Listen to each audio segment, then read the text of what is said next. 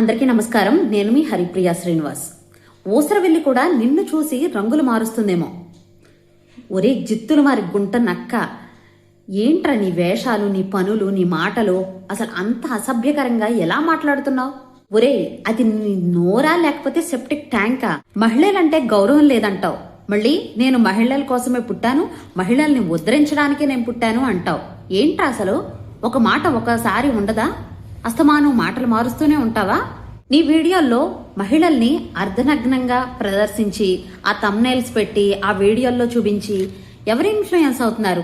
చిన్నపిల్లలు, ఈ 12, 18 ఈ సంవత్సరం పిల్లలు, లేకపోతే 25 లోపు ఉన్న పిల్లలే కదా ఇన్ఫ్లుయెన్స్ అవుతున్నారు. వాళ్లే కదా చెడు దృష్టితో చూసి మిగిలిన వాళ్ళను కూడా చెడు దృష్టితో చూస్తున్నారు. నాకు భారతదేశం అంటే భక్తి లేదు అని ఒకసారి చెప్తావు, నేను భారతదేశం అంటే నా ప్రాణం అబ్బో అని మరోసారి ప్రగల్భాలు మాట్లాడతావు. అలాగే భారతదేశం ఎంతో పవిత్రమైన దేశం. ఈ పవిత్రమైన దేశాన్ని పట్టుకుని నువ్వు చెత్త, చెదారం, దరిద్రం, పొల్యూషను అని తిడుతూ ఉంటావు. రామాయణ మహాభారతాలు అన్ని చదివేశాను, నేను మహాజ్ఞానిని అని చెప్పుకుంటూ తిరుగుతావు. కానీ ఎంతో పవిత్రమైన రామాయణ మహాభారతాలు, అలాగే ద్రౌపది మాతను, సీతమ్మ తల్లిని ఎంతో అవమానకరమైన మాటలతో దూషిస్తావు. కొంచెం సేపు అయితే నేనేం తప్పు చేశాను, నా మాటలకు సారీ అంటావు. మరో తర్వాత నేనేం తప్పు చేయలేదు, నేను ఎందుకు సారీ చెప్పాలి అని చెప్తూ ఉంటావు. ఒక మాట మీద నీకే నికరం లేదు వెదవా. నువ్వు అసలు ఒక మాట మీద నిలబడవా?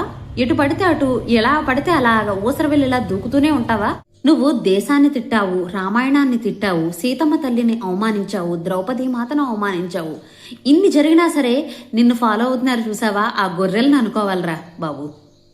భారతదేశంలో రేప్లు ఎక్కువైపోయాయి, నాకు కూతురు పుడితే నేను భారతదేశానికి ఖచ్చితంగా రాను అని చెప్తున్నాడు కదా ఈ దౌర్భాగ్యుడు. ఈ భారతదేశమే కాదండి, మనం ప్రపంచంలో ఏ దేశానికి వెళ్ళినా ఈ రేపులు, మానభంగాలు, హత్యలు ఇవన్నీ జరుగుతున్నాయి. ఒక్క భారతదేశాన్ని అంటే మేము అస్సలు ఒప్పుకోము, అసలు మాట పడేదే లేదు. నీకు వేరే దేశాలు, థాయిలాండ్లు ఇవన్నీ గొప్ప కావచ్చేమో, మాకు మా భారతదేశమే గొప్ప. నువ్వు భారతదేశం గురించి ఎక్కువ తక్కువ మాట్లాడితే నాలుక చీరేస్తాం, నిజంగా చెప్తున్నాం. ఏంటి ఏమన్నావు? నీ సారీ యాక్సెప్ట్ చేయకపోతే ఈ వినాయకుడి గుడిలోనే రక్తం కక్కుని చచ్చిపోతావా? అసలు సారీ ఎవరైనా అలా చెప్తారా? వెదవా దౌర్భాగ్యుడా, అసలు సారీ ఏంట్రా నువ్వు చెప్పింది? మిగిలిన ఫాలోవర్స్ అందరూ అతని మాటలు నమ్ముతున్నారేమో, నేను అస్సలు నమ్మడం లేదు. వాడు పచ్చి వెదవ, దౌర్భాగ్యుడు.